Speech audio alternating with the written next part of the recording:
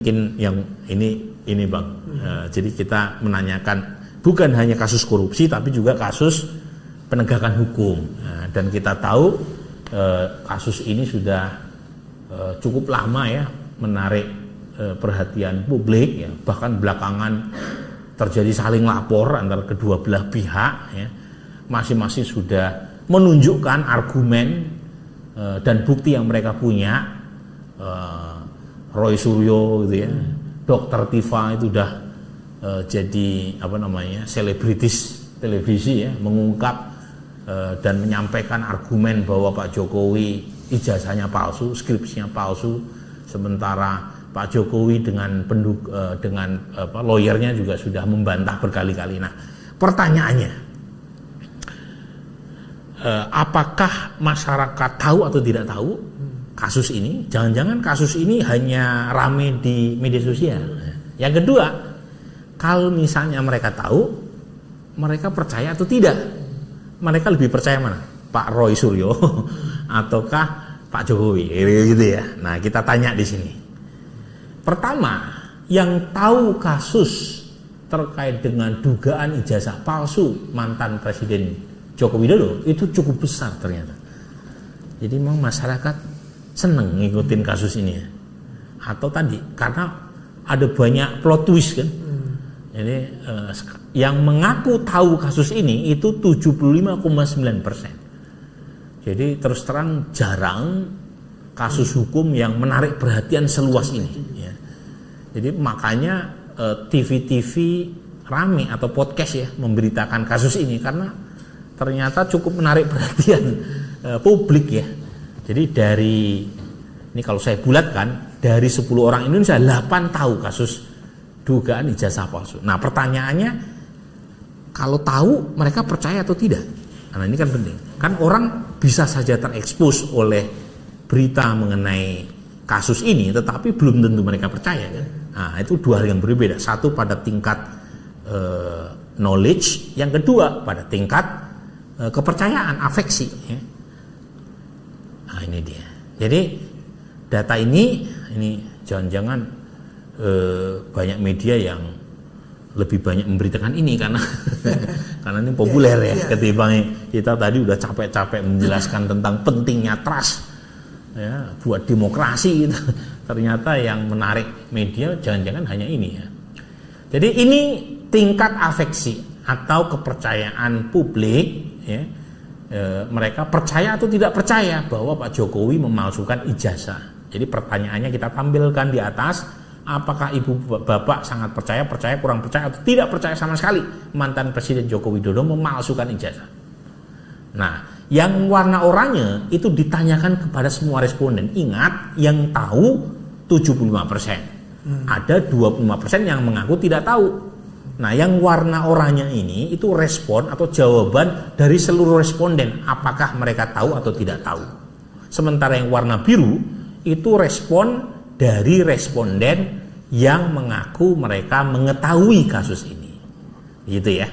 Artinya hanya 75,9% yang mengaku tahu, yang kita tampilkan datanya di warna biru itu. Tapi polanya tidak berubah.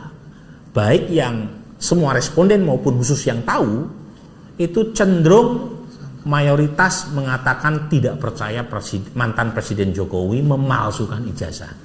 Jadi yang tidak percaya Pak Jokowi memalsukan ijazah itu 66,9% ya.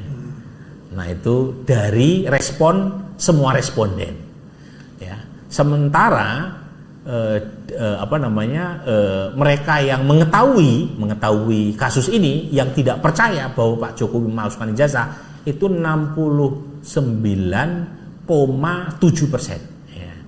Jadi kalau yang warna biru itu yang tidak percaya 69,7%, sementara semua responden terlepas mereka tahu atau tidak tahu, yang tidak percaya bahwa Pak Jokowi memalsukan ijazahnya itu 66,9%. Jadi kisaran 66,9 sampai 69,7% yang tidak percaya.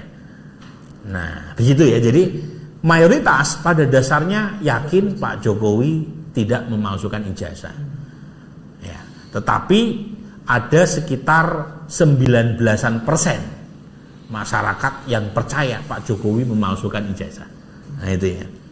Jadi Mas Roy Suryo masih ada pendukungnya, cukup lumayan 19% dari total populasi pemilih kita ya. Nah, coba kita lihat lebih jauh. Bisa next, ini mungkin manual. Nah ini ya.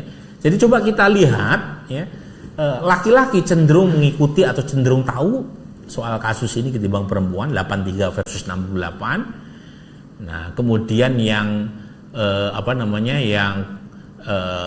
dari sisi gender, baik laki-laki atau perempuan cenderung tidak percaya Pak Jokowi memalsukan ijazah, tetapi ketidakpercayaan terhadap dugaan Pak Jokowi memalsukan ijazah di kalangan perempuan lebih tinggi ketimbang laki-laki, 70 dibanding 63%. Kemudian dari sisi generasi muda, di situ bisa ditampilkan, bisa dicek ya.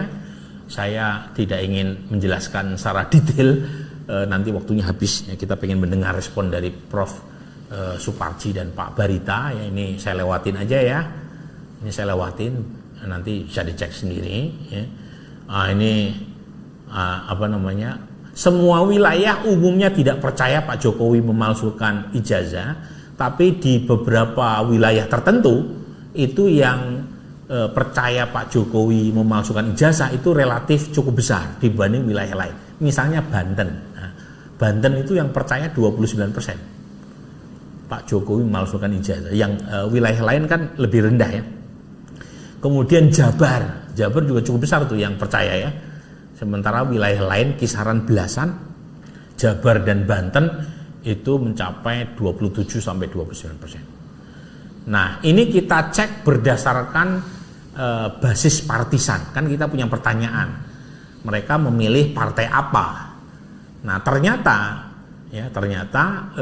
variatif dia. Nah, ini saya ingin kasih contoh misalnya